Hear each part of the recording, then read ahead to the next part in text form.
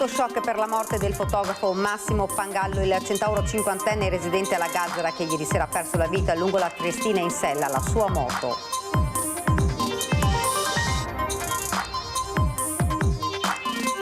Stiglio Veneto resta chiusa nel dolore il giorno successivo alla violenta esplosione della bombola di gas all'interno di un'abitazione che ha ucciso il 65enne Dario Vazzoler.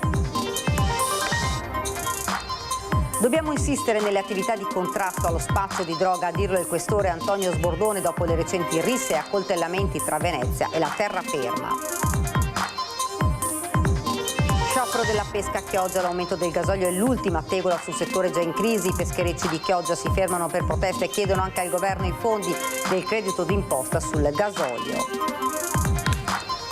Polmonite acuta, Claudio Baglione annulla per quest'anno il suo Grand Tour e rinvia tutto al 2027, compreso il concerto evento a San Marco, ma la fase acuta è passata. Buonasera, ben ritrovati dalla redazione di Venezia. Questi i dunque titoli, ma in primo piano il nostro sondaggio. A Vicenza e Padova è stata prorogata, Treviso scade in questi giorni, ma il sindaco Conte vuole riproporre al prefetto di proseguire, rafforzarla anche dopo gli ultimi episodi di violenza. Molti però la ritengono uno strumento non efficace. Parliamo della zona rossa e dunque vi chiediamo, con la zona rossa vi sentite più sicuri? Se volete rispondere di sì lo vedete in verde il numero, se invece volete rispondere di no in rosso. L'esito di questo sondaggio nel corso della nostra trasmissione in prima serata Ring. Ed ora la cronaca. Oriago è sotto shock per la morte del fotografo Massimo Pangallo, il centauro cinquantenne residente alla Gazzera che ieri sera ha perso la vita lungo la Triestina in sella alla sua moto.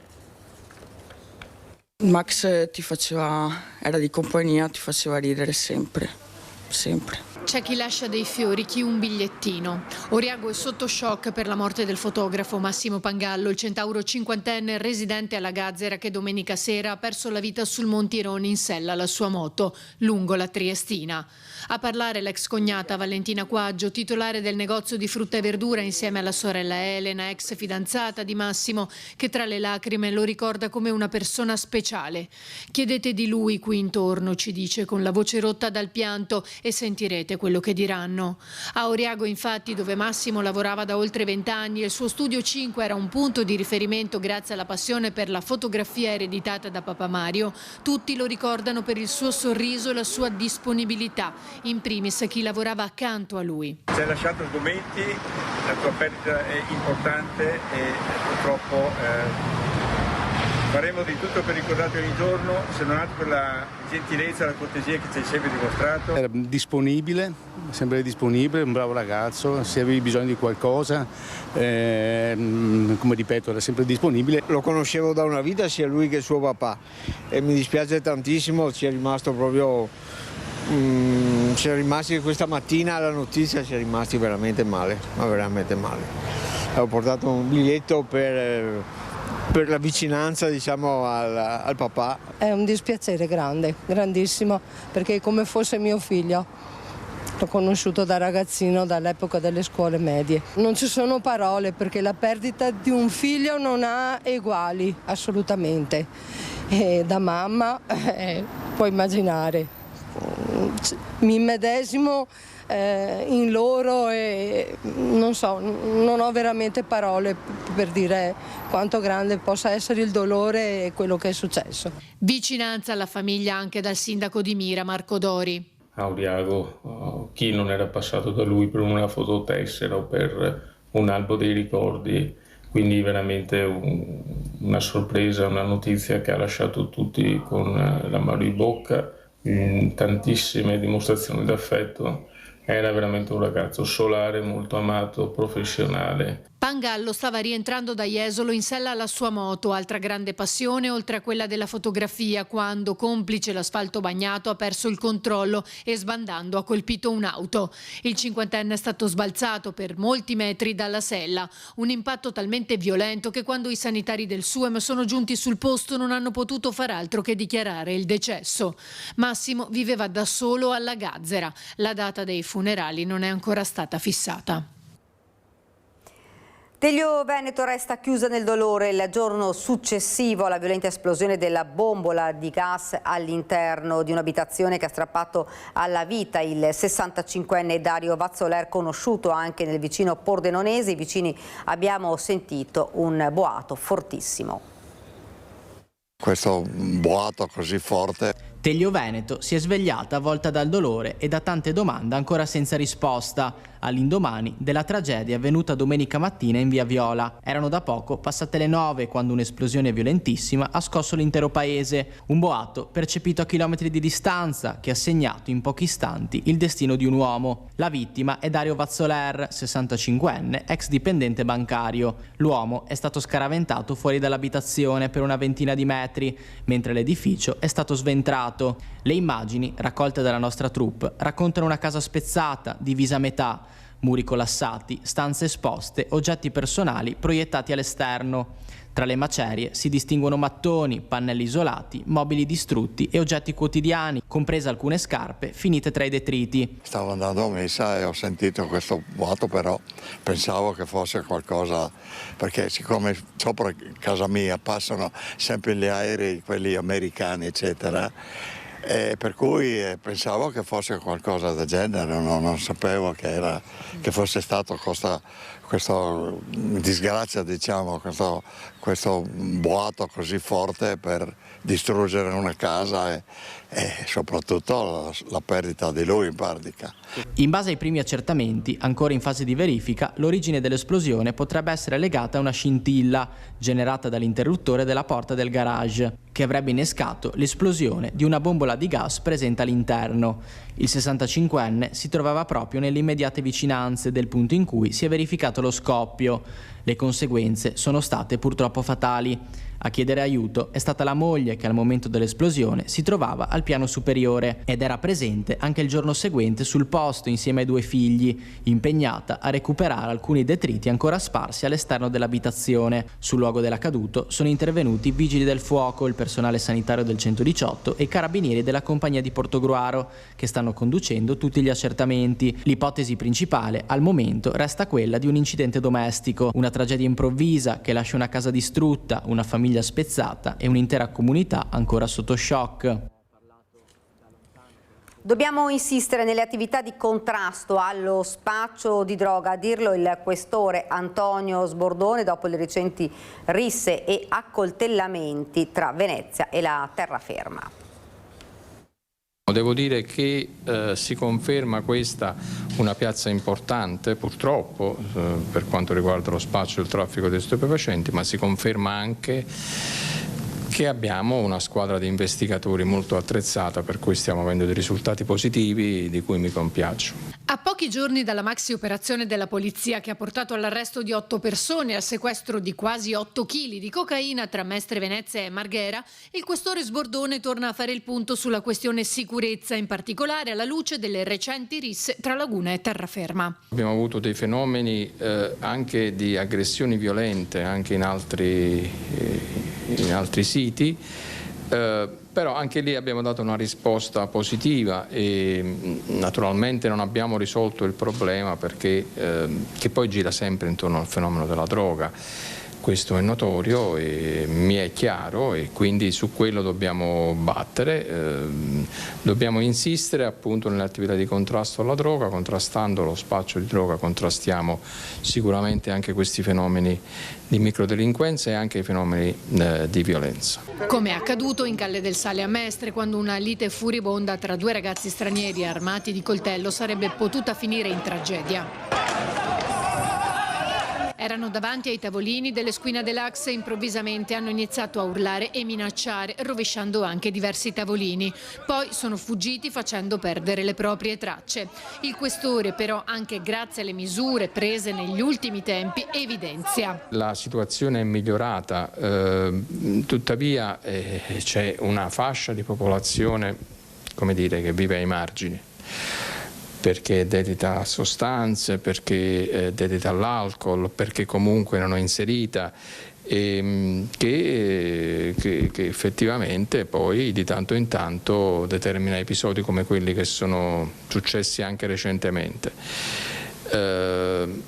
lo sforzo deve essere quello di stare naturalmente presenti. Dobbiamo partire sempre da un'analisi del fenomeno, del quando si verifica, del dove si verifica, per stare dove è necessario, perché come capita talvolta noi ci siamo, ma siamo appunto da un'altra parte e quindi dobbiamo, o temporalmente o come spazi, dobbiamo lavorare anche su questo.